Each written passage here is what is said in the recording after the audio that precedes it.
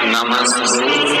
प्रयास करिएगा एकादशी जब भी करें तो द्वादशी से जुड़ी हुई करें, दशमी से जुड़ी हुई एकादशी कम करें। जो वैष्णवों की एकादशी कौन सी होती है? जो एकादशी द्वादशी से जुड़ी हो, दशमी से नहीं। दशमी से जुड़ी हुई एकादशी व्रत कहलाती है और द्वादशी से जुड़ी हुई एकादशी पुण्य फल प्रदान कर कर वैष्णवों को भगवान के चरण में छोड़ आती है। इसलिए एकादशी द्वादशी से जुड़ी हुई। दो चीजों को याद रखिए, गौदान और एकादशी। श्रीमद् वल्लभाचार्य जी ने मायावत का खंडन करा था जगन्नाथपुरी में, और श्रीमद् वल्लभाचार्य जी ने कहा था एकादशी मरने के बाद मत दो, एकादशी जीते जीते। कहा था कि नहीं कहा था? जीते जी दान करिए। इसलिए जगदीश में जगन्नाथपुरी में एकादशी उल्टी लटकी हुई है। करें आपने दर्शन? जगदीश में एकादशी को उल्टा लटकाया। क्यों? क्योंकि वल्लभ ने कहा कि एकादशी जीते जी दो। कई पंडितों कहते हैं तुम्हारे दादाजी मर गए, जब 12वें का दिन होता है ना तो पंडित जी संकल्प छुड़ाते हैं, देव एकादशी। बड़े बेटे ने 5 दे दी, छोटी बहू ने 3 दे दी, उसने 2 दे दी, उसने 2 दे दी। तो क्या तुम्हारे दादाजी भिखारी थे जो तुम्हारी एकादशियां लेकर जाएंगे? और तुम कौन होते हो दादाजी को एकादशी देने वाले? तुमने कौन सा इतना पुण्य कर लिया जो तुमने एकादशी दे दी? एकादशी के दान की महत्वता श्रीमद् वल्लभाचार्य जी ने कहा कि कोई व्यक्ति अगर खटिया पर सड़ रहा है, पलंग पर तड़प रहा है, हॉस्पिटल में पड़ा हुआ है, तो निवेदन है कि उसको देखने जाओ तो अपनी करी हुई एकादशी में से 2 एकादशी का दान उसको तुरंत दे दो। क्यों? तो जिससे उसको मोक्ष मिल जाए। मरने के बाद नहीं, क्योंकि मरने के बाद तो वो 10वें के दिन, गरुड़ पुराण में लिखा 10 दिन तक जीवात्मा घर की अटारी पे रहती है। कितने दिन? 10 दिन। 10 दिन के बाद जीवात्मा चली जाती है। कहाँ जाती है? उसको जहां जाना है। 3 दिन में उसको भोग भोगना पड़ता है जीवात्मा को। 3 दिन नरक का भोग भोगती है, उसके बाद स्वर्ग का भोग भोगती है।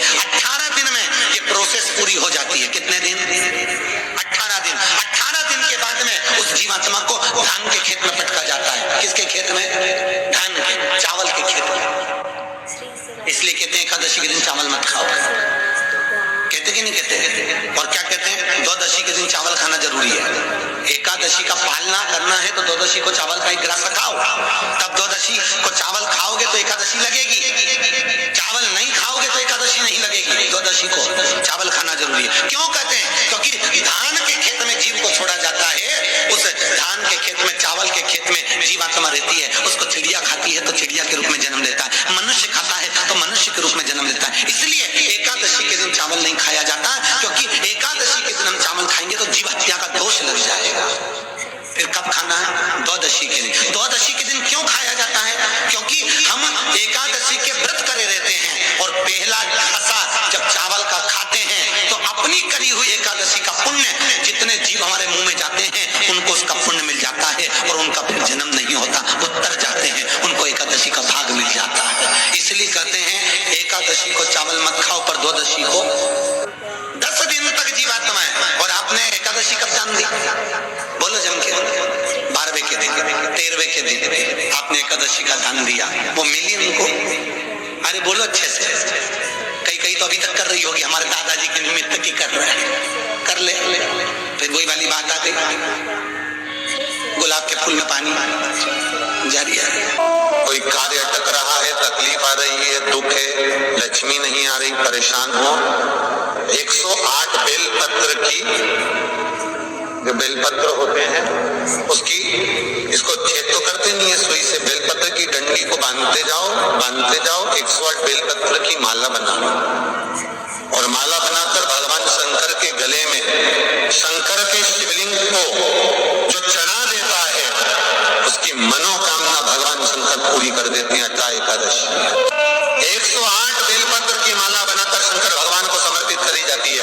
माता लक्ष्मी ने भगवान विष्णु को पाने के लिए तुलसी की माला बनाकर समर्पित करी थी, जैसे सती ने शिव को पाने के लिए, कामना को पूर्ण करने के लिए। शास्त्र कहता है घर के बुजुर्गों को, घर के प्राणी हो, सास ससुर हो, जिनके घर में जो तुम्हारी उम्र से बड़ा हो, उसको आज पीला फूल या पीली चने की दाल या पीला वस्त्र, कुछ भी पीली सामग्री आज घर के बड़ों को देना चाहिए। क्यों देना चाहिए? शिव महापुराण की कथा कहती है कि जो शुक्ल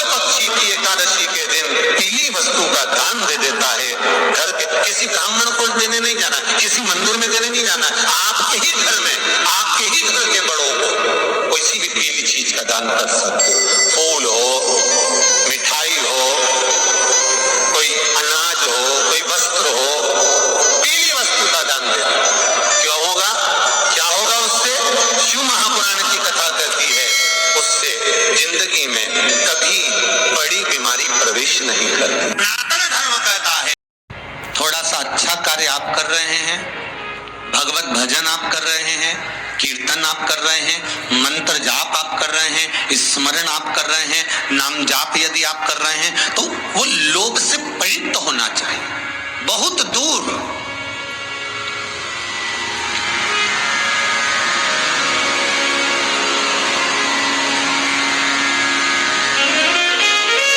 आपके भीतर वो उपजे ना,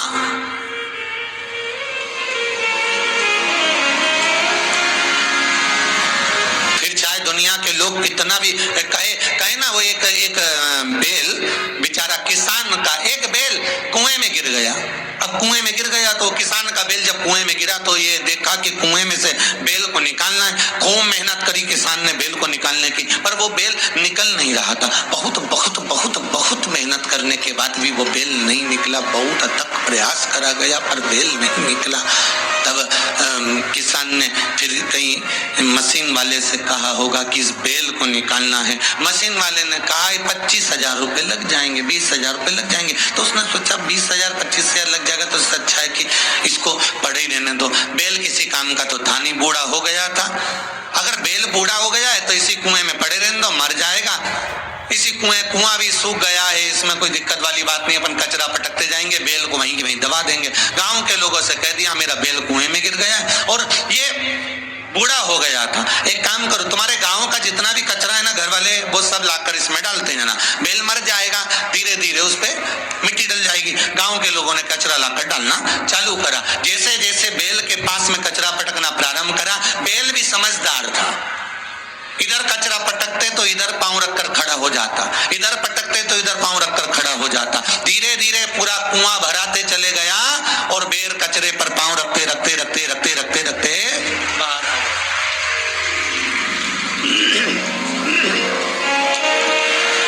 बेल कचरे पर पांव रखते रखते रखते रखते बाहर आ गया, ऊपर आ गया।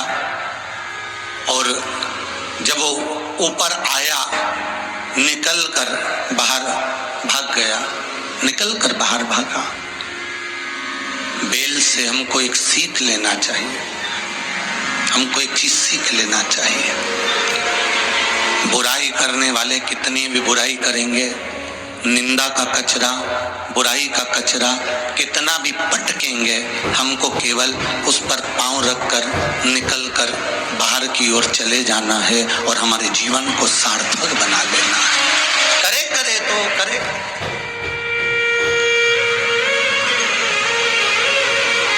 अब शब्द कहने वाला कहता रहे, ताने देने वाला देता रहे, गाली देने वाला देता रहे। अपनी शिव भक्ति, अपना स्मरण, शंकर का अनुमोदन होता रहे, बस इसका ध्यान रखना। बैसाख के महीने में 9वीं तिथि को माता जानकी का प्रागट्य हुआ है पृथ्वी से।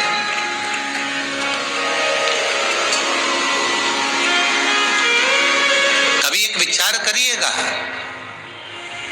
कि नरसिंह अवतार बैसाख के महीने में हुआ, कुर्मा अवतार बैसाख के महीने में हुआ, हयग्रीव अवतार बैसाख के महीने में हुआ, परशुराम अवतार बैसाख के महीने में हुआ, माता जानकी का अवतार बैसाख के महीने में हुआ। आखिर बैसाख के महीने में, माधव महीने में इतनी महत्वता क्यों?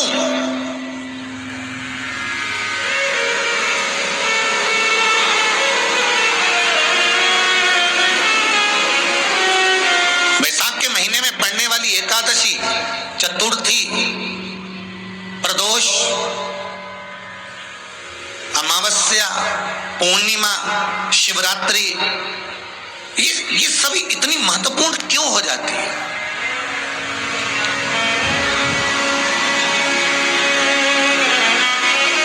इसकी महत्वता इतनी प्रबल क्यों हो जाती है?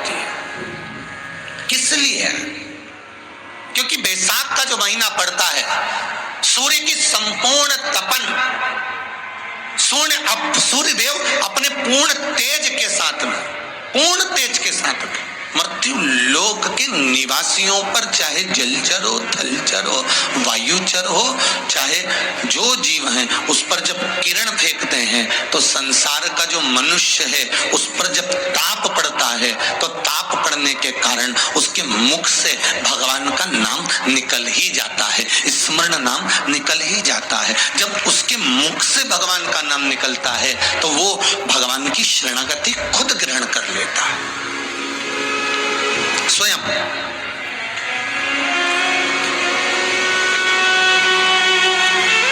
शरणागति ग्रहण कर लेना। बैसाख की पोथी पढ़ते हो आप लोग? आप में से अगर कोई पढ़ता हो